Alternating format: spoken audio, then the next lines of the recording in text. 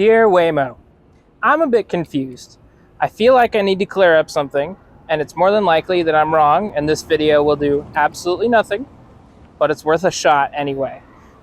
Let me break it down for you. But first, a bit of history.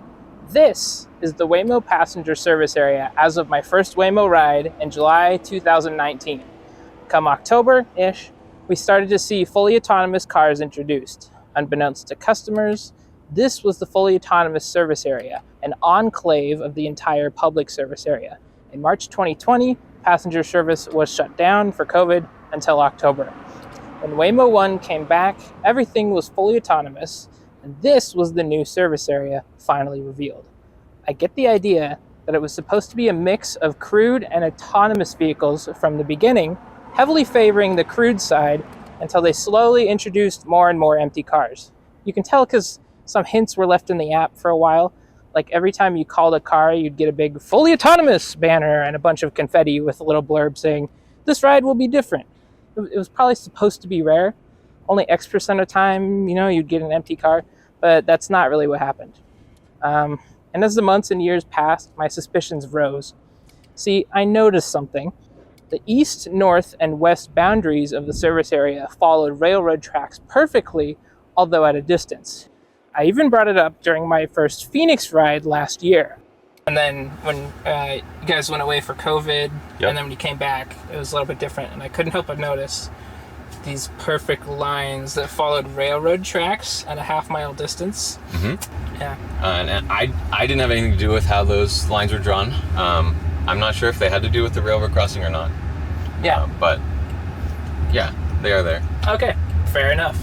And then the 2023 service area was announced. At this point, my longtime suspicions were all but confirmed.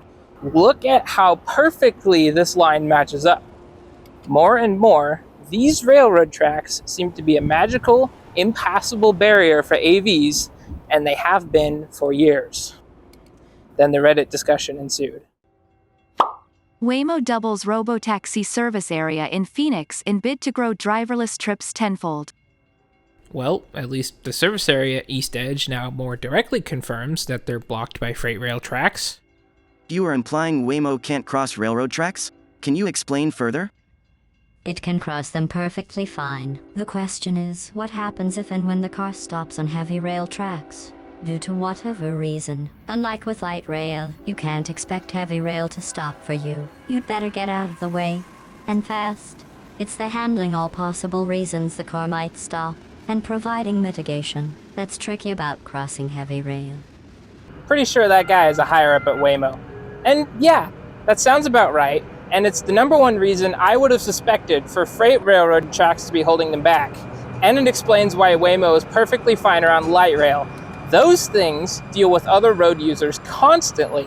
They have pretty strong brakes and can stop on a dime, sorta, at least when compared to freight trains. But wait, are those freight rail tracks in the new service area? Actually, yeah. And look, right here, Waymo has no qualms about crossing these heavy rail tracks all day, every day.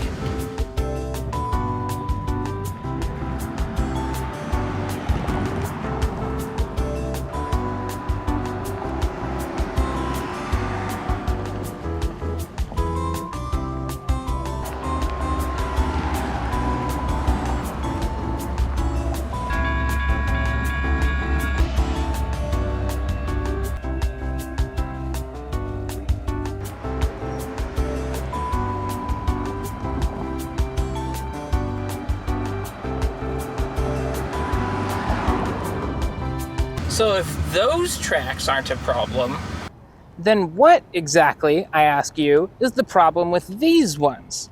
Why not expand east, allowing me and the other two nerds who live in East Chandler to take Waymo rides all the time, rather than just as a hobby? Well, I actually have no idea. But Waymo, allow me to ease your fears. You see, I was a railroad enthusiast long before I was ever into autonomous vehicles. So, let me put on my rail fan cap and tell you why not expanding east makes even less sense than you might think. This is the Union Pacific Phoenix subdivision, one of the two major routes through which the Phoenix metro area receives rail shipments.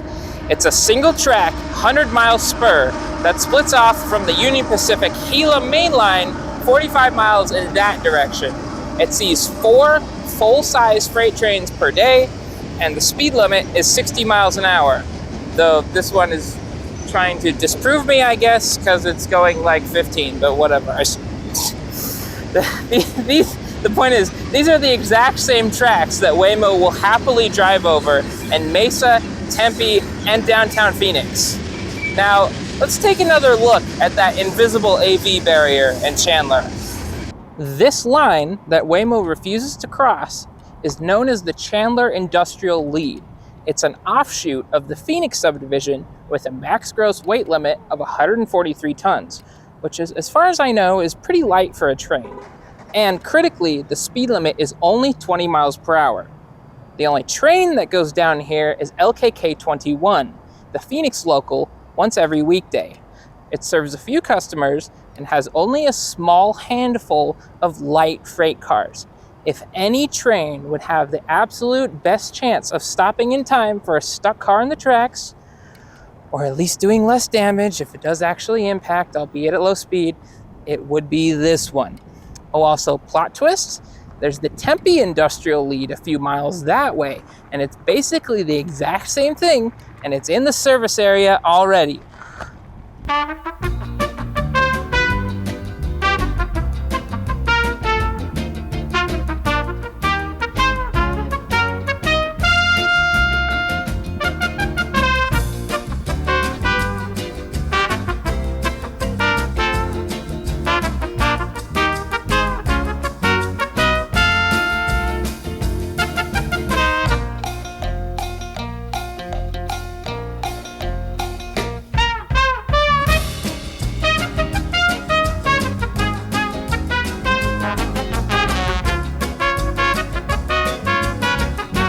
So, to sum up, trains on this line are much slower, lighter, and shorter, hence able to stop much faster. And Waymo already crosses the tracks on that line where the trains are over 5 times as frequent, not to mention an order of magnitude heavier, and 3 times as fast. So, this is my plea to you, Waymo.